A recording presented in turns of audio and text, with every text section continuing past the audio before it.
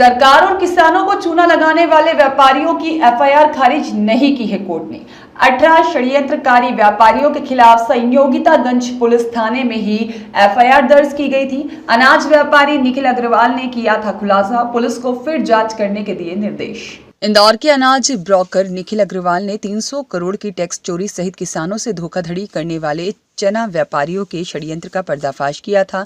इन्हीं षड्यंत्रकारी व्यापारियों के खिलाफ अमानत में खयानत के मामले में इंदौर की संयोगितागंज पुलिस ने अपराध दर्ज किया था, लेकिन पुलिस ने जब इस मामले में खात्मा कोर्ट में पेश किया तो उसे कोर्ट ने अस्वीकार कर दिया और सबूतों के आधार पर कोर्ट ने खात्मा आवेदन निरस्त कर दिया। तो इसे निखिल अग्रवाल की बड़ी जीत माना जा रहा है। अप्रैल 2021 में संयोगितागंज पुलिस ने अनाज ब्रोकर निखिल अग्रवाल की रिपोर्ट पर 18 लोगों पर षड्यंत्र पूर्वक अमानत में खयानत करने सहित अन्य धाराओं में केस दर्ज किया था। मामले में पुलिस ने आज तक किसी को भी गिरफ्तार नहीं किया है। इस बीच 3 से 4 थाना प्रभारी तक बदल दिए गए हैं और आरोपियों ने राजनीतिक रसूख के जरिए पुलिस पर लगातार दबाव बनाया, जिसके चलते संयोगितागंज पुलिस ने 19 अप्रैल 2024 को उक्त मामले में कोर्ट में खात्मा पेश कर दिया। लेकिन फरियादी ने एक बार फिर हिम्मत नहीं हारी और संघर्ष जारी रखा। सबूतों के साथ कोर्ट में अपनी बात रखी और कोर्ट ने परसों आदेश देते हुए पुलिस की खात्मा रिपोर्ट का प्रतिवेदन खारिज कर दिया। कोर्ट ने पुलिस को आरोपियों के खिलाफ नए सिरे से अनुसंधान करने और उनके खिलाफ अपराध पाए जाने पर विधि अनुरूप अंतिम प्रतिवेदन पेश करने के निर्देश दिए हैं। ये 2016 से चालू हुआ था।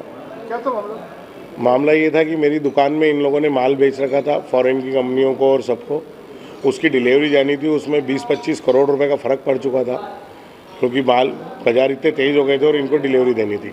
तो इन्होंने उस रुपए से बचने के लिए मुझे फर्जी तरह से उलझाया और फर्जी केसेस मेरे ऊपर लगाए। कम से कम 8 केस लगाए, जिसमें से 5 या 6 में मैं क्लीन चिट आ चुका हूँ। 2-3 केसेस में फर्जी तरीके से इन्हें चालान पेश किया है, कोर्ट को और पुलिस को मिसलीड किया है। वैसे डॉक्यूमेंट भी मैं पेश कर चुका हूँ, पुलिस ने भी अपनी जांच में ये सब चीज़ें पाई हैं। कई सालों तक कई में मुझे क्लीन चिट मिल चुकी है। कई बॉम्बे के इस एफआईआर में जब ये शहीदगंज में हुई थी तो बॉम्बे के भी इसमें बयान देखे गए हमारे द्वारा पुलिस के कि उसमें वो बता रहे हैं कि फर्जी डॉक्यूमेंट से निखिल अग्रवाल को फंसा रहे थे।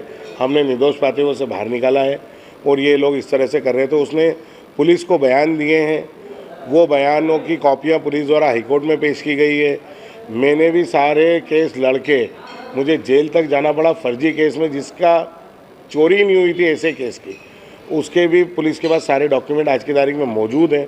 उन्होंने सारे डॉक्यूमेंट का एक पूरा प्रोफार्मा बना के एफिडेविट 482 में पेश किया हुआ है और उसके बाद इन्होंने उसको गुमराह करके बड़े अधिकारियों को, नेताओं से फ़ोन लगवा के और उसको कागज़ को डायरी में से हटवा के कोर्ट में पेश करवा दिया। खात्मा कोर्ट को हमारे द्वारा वो सारे डॉक्यूमेंट दिए गए, सब बताया गया और कोर्ट ने चालान में भी कई ऐसे डॉक्यूमेंट पाए गए जिससे ये सारी चीज़ें सिद्ध हो रही थी। तो कोर्ट द्वारा वापस उन सब चीज़ों को लेके विवेचना करने का इनको आदेश किया है और अंतिम प्रतिवेदन पेश करने का कहा है। अगर सब चीज़ पाते हैं तो ऑलरेडी पुलिस पा चुकी है, हाईकोर्ट को बोल चुकी है, कई बार मेरे द्वारा दे गए। कई अधिकारियों ने इसमें साल भर 6 महीने, साल भर 2-2, 4-4 एसपी, सीएसपी, डीपीओ सब अधिकारियों ने पाया कि ये सब हो रहा है, ये सब बदमाशी चल रही है। लेकिन ये सम्मिलित होकर बड़े लोग हैं, सब अरबपति हैं, तो ये सब इस तरह से गुमराह कर रहे हैं और देश की कानून को बिल्कुल इन्होंने खिलौना समझ के खेल रहे हैं। और मेरे पास ऐसे सारे डॉक्यूमेंट हैं। अभी मुझे संयोगितागंज पुलिस बुलाएगी, मैं उसमें जाके भी ये सारे डॉक्यूमेंट पेश करूँगा। पुलिस के पास ऑलरेडी उन्होंने हाईकोर्ट में पेश किए, बावजूद उसके इस तरह से मेरे को समझ में नहीं आ रहा है कि ये किस तरह से कर रहे हैं ये लोग। ये 18 आरोपी तो अभी इसमें हैं। मैंने 22 का एप्लीकेशन किया था 156 दिन में, और अगर इसमें इन्वेस्टिगेशन होगा तो इतने ही आरोपी और बनेंगे। और हो सकता है कि मैं तो ये चाहता हूँ कि इस तरह के नेता, इस तरह के लोगों को भी आरोपी बनाओ जो किसी चीज़ को समझते नहीं और फर्जी तरीके से पुलिस को मिसगाइड करवा देते हैं और इस तरह के खात्मे पेश कराते हैं। कोर्ट में इनके जैसे लोग फर्जी दस्तावेज पेश कर देते हैं।